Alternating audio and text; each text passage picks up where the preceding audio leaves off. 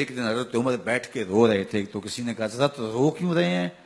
فرمایا کہ میں اس لیے رو رہا ہوں کہ فلاں پل سے بکریاں گزری ہیں، تو پل کے اندر شکستگی تھی، ٹوٹا ہوا تھا پل درمیان میں کچھ، اس میں ایک بکری کی ٹانگ ٹوٹ گئی ہے، تو میں ڈرتا ہوں کہ میرا رب یہ نہ پوچھے کہ عمر تو نے پل صحیح تعمیر نہیں کروائے تھے کہ ایک بکری کی ٹانگ کیوں ٹوٹی ہے۔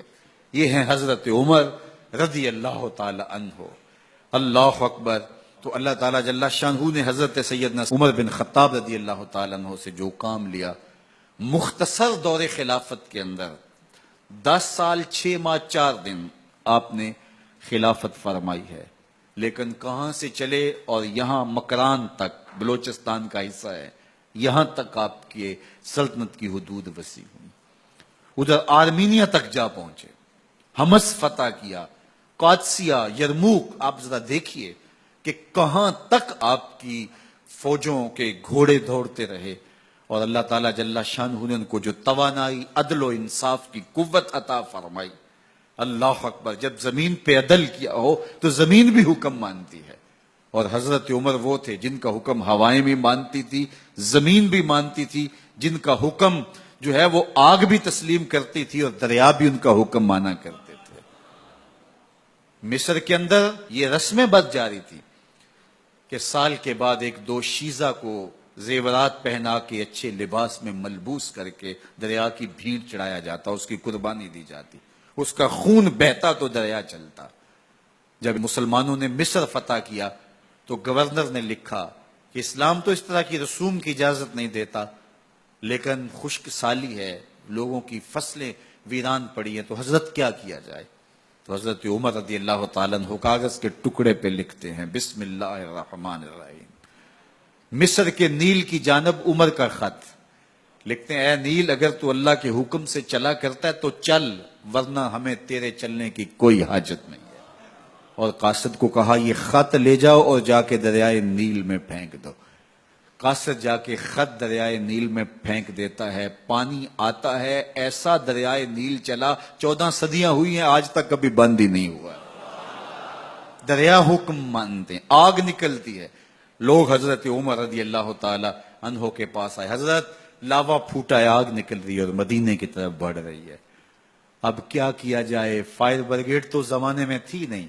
عمر نے اپنی قمیض اتاری، جس قمیض پہ 17 پیوند لگے ہوئے تھے چمڑے کے، کہا یہ قمیض لے جاؤ، جدھر آگ بڑھ رہی ہے آگے ڈھالنا، آگ پیچھے بھاگ جائے گی۔ زلزلہ آتا ہے تو زمین پہ دھرا مارتے ہیں، زمین رک جا، کیا عمر نے تیری چھاتی پہ عدل نہیں کیا ہے؟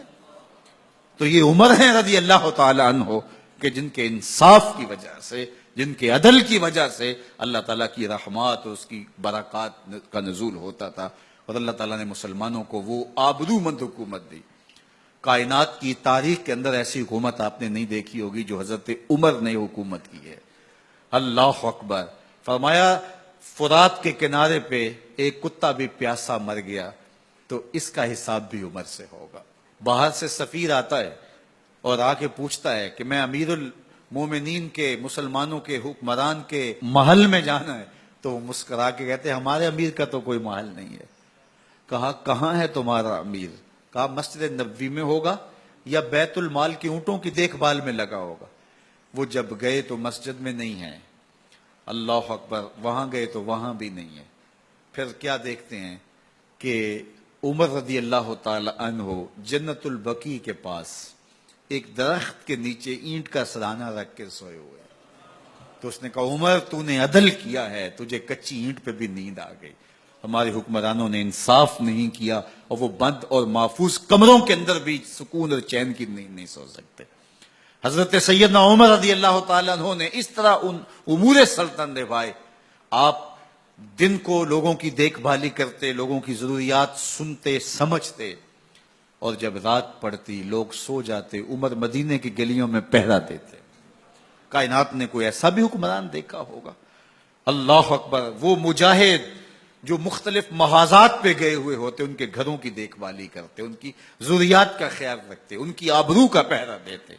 راتوں کی تنہائیوں کے اندر حضرت عمر اٹھتے اور جا کے گشت کرتے، چکر لگاتے، دیکھتے کوئی آنکھ پر نم نہ ہو، مفلسی کا کسی گھر میں ماتم نہ ہو۔